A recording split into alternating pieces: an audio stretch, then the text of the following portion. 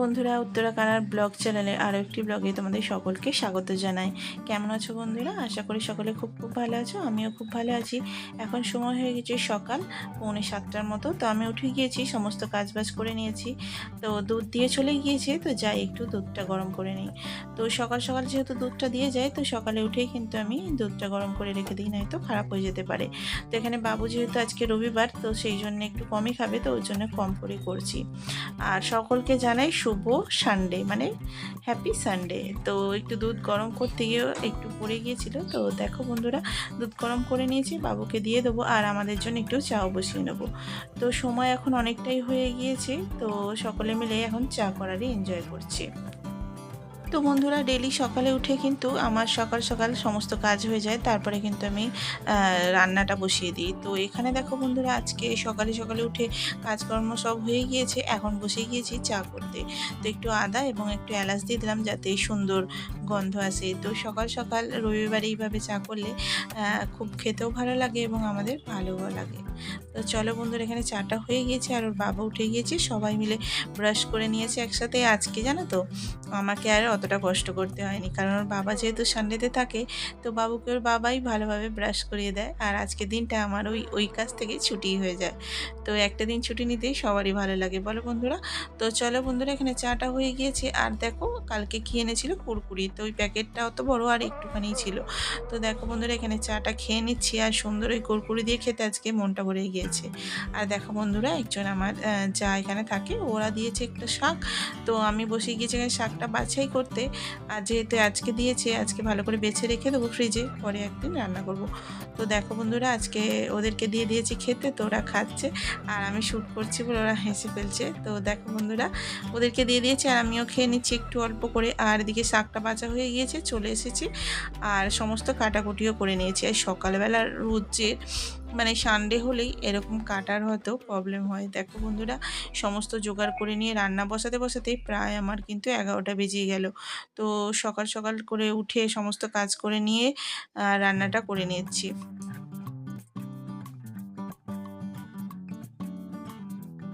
তো বাড়িতে সানডে মানে একটু আনন্দ, একটু হই হই আর একটুখানি মজা। তো সকলে মিলে মজা আড্ডা দিতে দিতে কিন্তু অনেকটা সময় পার হয়ে যায়।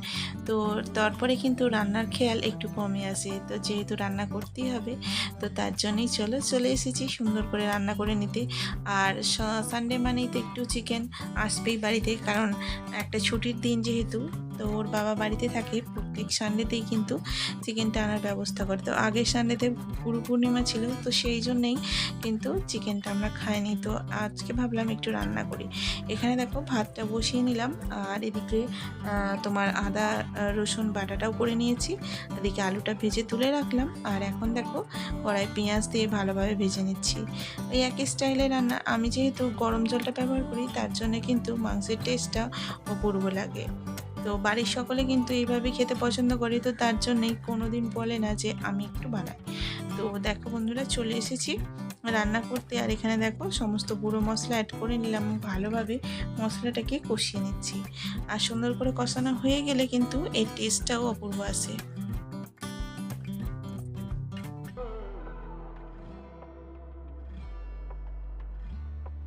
তো এখানে মশলাটা কষানো হয়ে গিয়েছিল, তো এখন মাংসটা দিয়ে দিলাম। আর মাংসটা দেওয়ার পরে না ভালোভাবে কষিয়ে নেবো। আর আজকে জানো তো, ওর বাবা যায়নি, তো ওর কাকা গিয়েছিল, তো আনিয়ে দিয়েছে। তো মাংসটা দেখো, দুটো লেগ পিস এনেছে, যেহেতু বাবু আর অনুষ্কা দুজনে আছে, তো দুজনের জন্য দুটো লেগ পিস এনেছে। আর এই লেগ পিসগুলো এতটাই বড় বড় যে কড়ার মধ্যে না নাড়তে খুব অসুবিধা হচ্ছে। আর কড়াটা ওই জন্যই একদিকে হেলে যাচ্ছে। তো সাঁড়াশি দিয়ে ধরা আমার সেইভাবে অভ্যাস নেই, তবু একবার ধরে ধরে রান্নাটা করছি। আর অপূর্ব টেস্ট হয়েছিল মাংসটা খেতে। তো এখন দেখো মাংসটা ভালোভাবে কিন্তু কষিয়ে নিচ্ছি। আর যেহেতু বড় বড় পিস হয়েছে, তো তার জন্যে কিন্তু করার মধ্যে অনেকটা অসুবিধা হচ্ছে নাড়ানাড়ি করতে। তো দেখো, এখানে কষানো হয়ে গিয়েছিল মাংসটা অল্প করে। তো এখন আলুটা অ্যাড করে দিলাম। আলুটা অ্যাড করে দেওয়ার পরে ভালোভাবে কষিয়ে নিচ্ছি, এবং কষিয়ে নেওয়ার পরে না ভালোভাবে এটাকে গরম জল করে তারপরে ঢালবো। আর এদিকে দেখো বন্ধুরা, ভাত চাপিয়ে দিয়েছিলাম। আর বাসমতি চালের, জানো তো সানডে মানে বাসমতি চালের একটু ভাত করি। তো চাপানো মাত্রই একটু পরে কিন্তু হয়ে গিয়েছে। তো এটাকে নামিয়ে নিলাম। আর নামাতেই কিন্তু আমার ওদিকে মাংসটা অনেকটা হয়ে গিয়েছে। তো দেখো বন্ধুরা, আমাদের তো সমস্তটাই নোনা জলে করা। আর জানোই তো সুরাত মানেই হচ্ছে সমুদ্র উপকূলবর্তী এলাকা, আর ওখানেই তার মানে নোনা জলে আমরা সমস্ত কাজগুলো করে থাকি। তো নোনা জলের কারণেই কিন্তু বেসিনটাকে রোজের মাজার পরেও এরকমই হয়ে থাকে। তো দেখো বন্ধুরা, এদিকে মাংসটা হয়ে গিয়েছিলো, ওখানে দিয়ে দিলাম একটু গরম মশলা। তো গরম মশলাটা আমি এখানে 3টে বড় ছোট এলাচ আর দেখো দালচিনি, লবঙ্গ এইগুলো দিয়ে কিন্তু করে নিলাম। আর দারুণভাবে মাংসটা কষানো হয়ে গিয়েছিল। তো এখন একটু জল গরম করে নিচ্ছি এবং ওতে দিয়ে দেবো। অল্প করেই জল দিচ্ছি, বেশি একটা জুস করব না। তো দেখো, গরম জলটা দিলে কিন্তু মাংসের টেস্টটা অপূর্ব আসে। তো আমি চেষ্টা করি সব সময় কিন্তু এই গরম জল দিয়ে রান্নাটা করার। তো এখানে দেখো বন্ধুরা, গরম জল করে দিয়ে দিয়েছি, মাংসটাও ফুটতে শুরু করে দিয়েছে। একটু ঢাকা চাপা দিয়ে রান্না করে নিলেই হয়ে যাবে।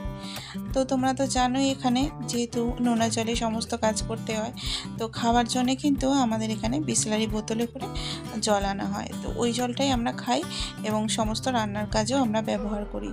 তো বাড়িতে যাদের কোনো রকম প্রবলেম আছে, তো তারা তো একটা করে ফিল্টার বসিয়েছে। কিন্তু নোনা জলে ফিল্টার বসালেও সেইভাবে জলটা কিন্তু নোনাতে যায় না। তো এখানে দেখো বন্ধুরা, মাংসটা রেডি হয়ে গিয়েছে। তো নামিয়ে নিলাম। আর অপূর্ব দেখতেও হয়েছিল এবং অপূর্ব খেতে হয়েছিল। এখানে দেখো, আজকে 4 জনে 4টে থালায় ভাত বেড়ে নিচ্ছি। যেহেতু আজকে এই লেগ পিসটা রয়েছে, তো তার জন্যই কিন্তু আলাদা আলাদাভাবে দিচ্ছি বাবুকে। তো এখানে একটা বাবুকে দিয়ে দিলাম, আর অনুষ্কা বলল আমিও খাবো, তো ওকেও একটা দিয়ে দিলাম। তো দেখো বন্ধুরা, অনুষ্কাও কিন্তু বড় হয়ে গিয়েছে। তো ও কিন্তু অনেকটা হেল্প করে দেয়, যেমন এই কাটা পেঁয়াজগুলো একটু করে ও সাজিয়ে দিচ্ছে। তো আমার সাথে সাথে ও কিন্তু একটু হেল্প করে। তো তোমাদের কেমন লাগলো ও সমস্ত ভিডিওটা আমাকে একটু বলো এবং কমেন্ট করে জানিও কেমন হয়েছে ভিডিওটা। তো আশা করি তোমাদের সকলের ভালো লেগেছে। তো দেখা হচ্ছে পরের ভিডিওতে আরও একটা নতুন জমজমাট এবং সুন্দর ভিডিও নিয়ে। তো ভালো লাগলে অবশ্যই একটা লাইক করে দিও এবং কমেন্ট করে দিও, আর আমাকে সাবস্ক্রাইব করে আমার পাশে থেকো। আর দেখা হচ্ছে পরের ভিডিওতে, ততক্ষণের জন্য টাটা, ভালো থাকবে এবং সুস্থ থাকবে।